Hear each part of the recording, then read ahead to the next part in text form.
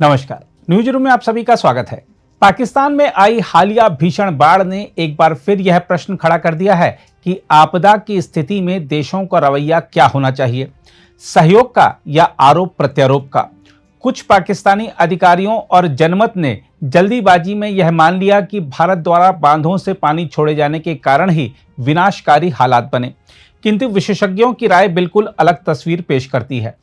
हम आपको बता दें कि जल विशेषज्ञों का कहना है कि इस साल मानसून और ग्लेशियर पिघलने की तीव्रता इतनी अधिक थी कि भारत और पाकिस्तान दोनों के बांध क्षमता से भर गए। जब बांध अपनी सीमा पर पहुंच जाते हैं तो संरचना की सुरक्षा के लिए पानी छोड़ना अनिवार्य हो जाता है।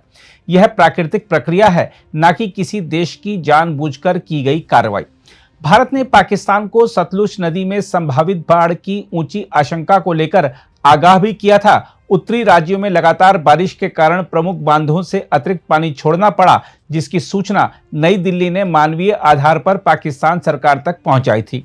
सच्चाई यह है कि भारत स्वयं इस बाढ़ से उतना ही प्रभावित हुआ, बल्कि कुछ क्षेत्रों में पाकिस्तान से भी अधिक विनाशकारी स्थिति का सामना करना पड़ा। हिमाचल प्रदेश और उत्तरी राज्यों में रिकॉर्ड बारिश ने स्थानीय ढांचों को चुनौती दी। ऐसे में यह सोचना कि भारत ने जानबूझकर पाकिस्तान की ओर पानी छोड़ा न केवल तथ्यों से परे है, बल्कि आपदा प्रबंधन के लिए आवश्यक सहयोग की भावना को भी कमजोर करता है।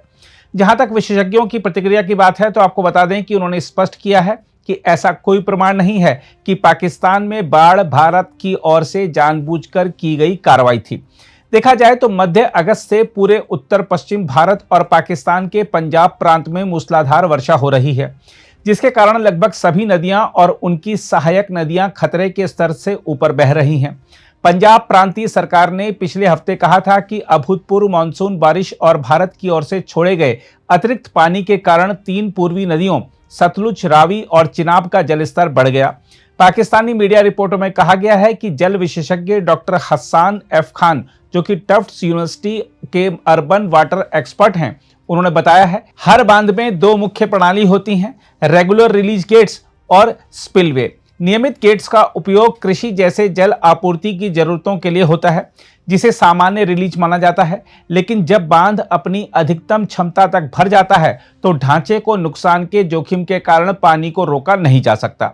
डॉक्टर हसन के अनुसार भारत ने हाल के दिनों में कई बांधों से पानी छोड़ा क्योंकि वे अपनी पूरी क्षमता तक भर चुके थे। यही भारत का आधिकारिक दावा भी है। पाकिस्तान सीधे तौर पर इसकी पुष्टि नहीं कर सकता, लेकिन संदर्भ में यह तार्किक प्रतीत होता है।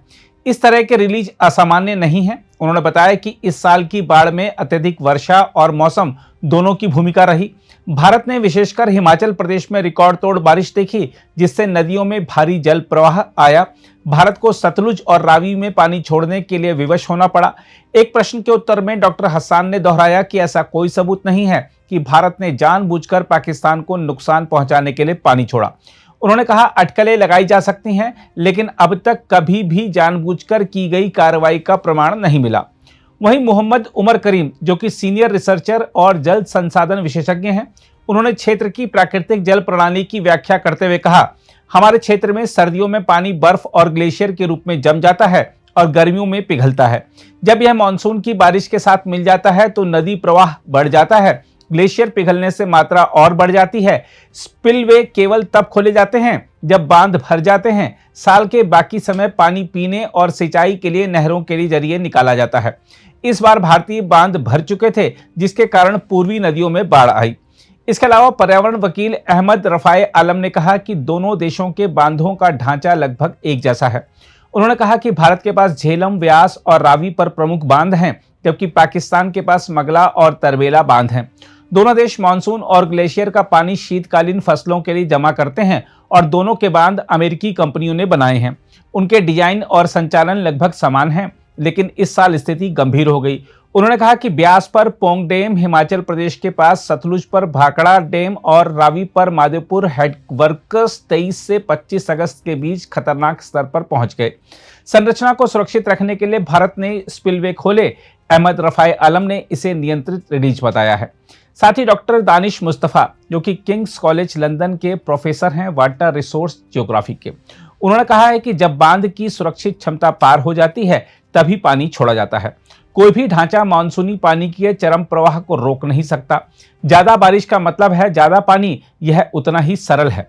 उन्होंने कहा कि भारत को पाकिस्तान से भी अधिक विनाश का सामना करना पड़ा, क्योंकि जब तक पानी पाकिस्तान पहुंचता है तब तक उसका वेग कुछ कम हो चुका होता है।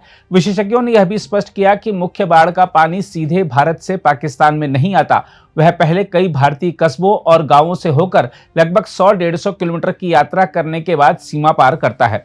आलम ने कहा कि भारतीय जल रिलीज ने पाकिस्तान की मुश्किलें जरूर बढ़ाई, लेकिन कोई प्रमाण नहीं कि यह जानबूझकर किया गया हो। भारत स्वयं भी इस तरह की तबाही झेल रहा है। बहरहाल, इस घटना से सीख यह होनी चाहिए कि जल संसाधन और आपदा प्रबंधन सीमा पार सहयोग का क्षेत्र है। दोषारोपण से ना तो जनहानि रुक सकती है और ना ही भविष्य की त्रासदी टाली जा सकती है, बल्कि जरूरत इस बात की है कि भारत और पाकिस्तान मिलकर जल विज्ञान, मौसम पूर्वानुमान और नदी प्रबंधन में साझा रणनीति विकसित करें। यही वह रास्ता है जिससे आने वाले समय में दोनों देशों के नागरिकों को राहत मिल सकती है और प्रकृति की मार से कुछ हद तक सुरक्षा भी। अगर आप भी लेना चाहते हैं देश दुनिया की तमाम जानकारी तो आज ही सब्सक्राइब करें हमारे चैनल को। साथ ही नीचे दिए बेल आइकन को जरूर दबाएं ताकि हर अपडेट आप तक पहुंच सके।